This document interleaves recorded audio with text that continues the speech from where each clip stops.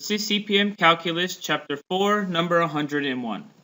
So during this course, we have studied the connection between distance and velocity. Yes. All right.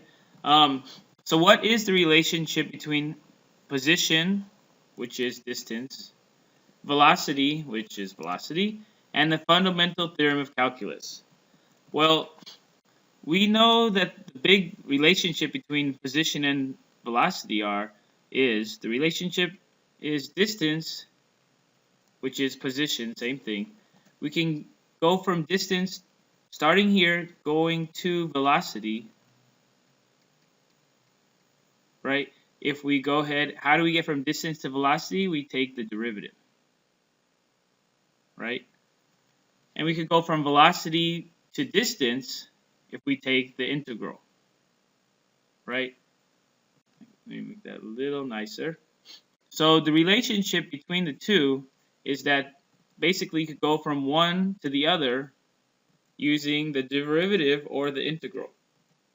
All right, and how does the fundamental theorem of calculus play a part?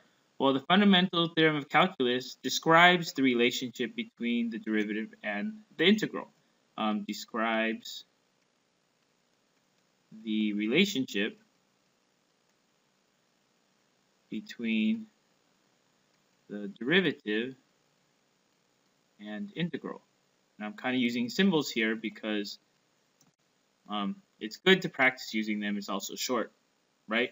FTC, Fundamental Theorem of Calculus, describes the relationship between the derivative and integral. And what is that relationship? Well, we know that it's kind of like the opposite, right? One is the opposite of the other, and they kind of cancel each other out, is what we see in the FTC. Okay? So let's go ahead and do part B. This is basically an extension or an application. So find a function to represent the car's position, S of t, from problem 4-100. So chapter 4, number 100. So remember from 4-100, we found velocity of time. We found this given a graph. We pretty much approximated it from the graph. So if we have velocity, how do we get the position? So again, velocity, how do we get position or distance? Distance or position, same thing. Remember, we take the integral. So we can say S of t is equal to the integral of v of t, right? And it's the indefinite integral because it's a function, right? We want to get a function for S of t. So let's go ahead and get this function, right? So we can say this is equal to, well, what's the antiderivative of this? This is equal to two different things, right? The antiderivative of this piece here is going to be raise the power by 1 and divide by it. So it's going to be negative 20 over 3 times t squared over 2 plus 20 right? Because this right here is t to the 0 power implicitly. So 20t to the power of 1 over 1 plus c, right? And that again is for bounded by this interval, 0 is less than or equal to t, less than or equal to 4.5. And also, the antiderivative of this piece of v of t is going to be one thing I forgot here is, remember, the integral should always have dt with respect to variable t.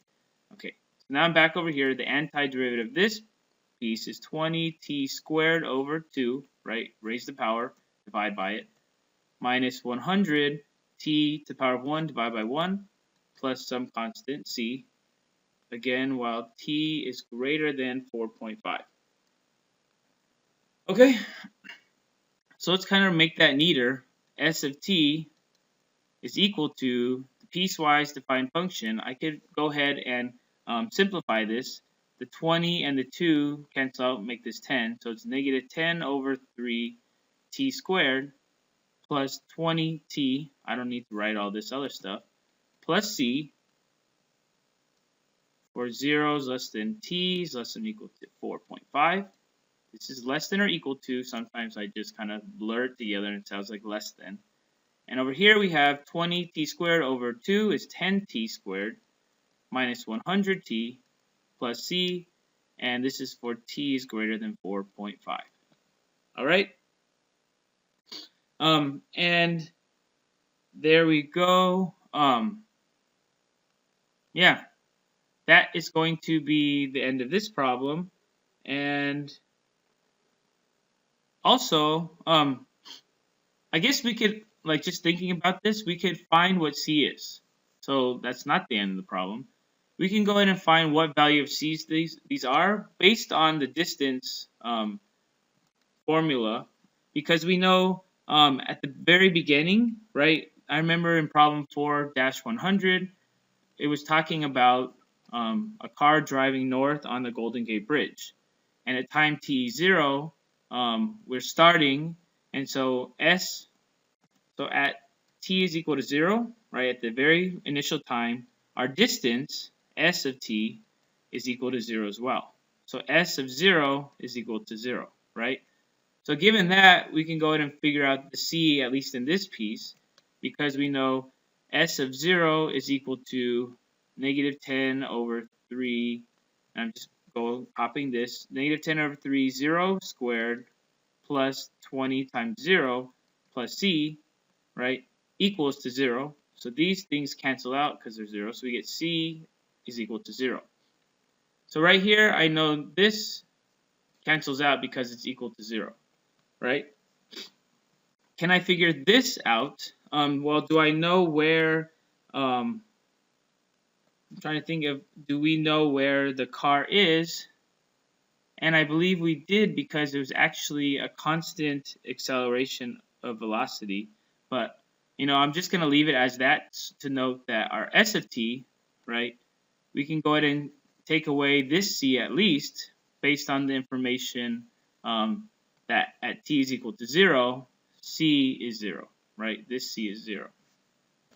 And actually, we can find out this c as well, just thinking about it, because we know that at time 4.5, right, at time equals to 4.5, we know exactly the distance based on s of 4.5. We plug it into this t, right? That's equal to negative 10 over 3 times 4.5 squared plus 20 times 4.5. We can plug that into our calculators. So it's negative 10 over 3 times 4.5 squared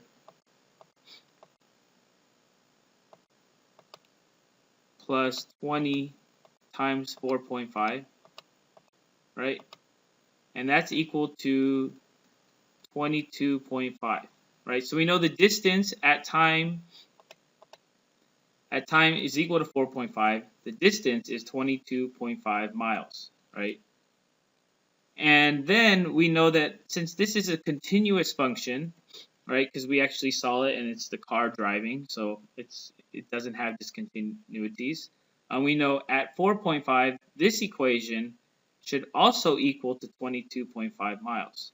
So we can use that to solve for this c as well. So we can go ahead and say 10, also at 4.5, 10 times 4.5 squared minus 100 times 4.5 plus c is equal to the same thing, 22.5, okay? So we can solve this equation for c, so let's go ahead and do that. 10 times 4.5 squared plus, 10 times 4.5 squared minus, I'm going to combine these first, minus 100 times 4.5. That gives me negative 247.5 plus c is equal to 22.5. So to solve for c, we just add 247.5 to both sides, right? So 22.5 plus 22.5 plus 247.5 is equal to 270. So c here is equal to 270, right? Remember this c, I'm going to write it back. and I'm going to even label this C1 and C2, because we found this C1 over here was equal to 0, and C2 we just found is equal to 270. So that allows us to write our equation exactly without any constant variables like C. So that allows us to say all this information allows us to say S of t is equal to negative 10 over 3t squared plus 20t, right? And now we know C1 is 0, so I'm not going to include that, from the region 0 to 4.5. And then it's equal to 10t squared minus 100t plus 270, right? That's for t is greater than 4.5.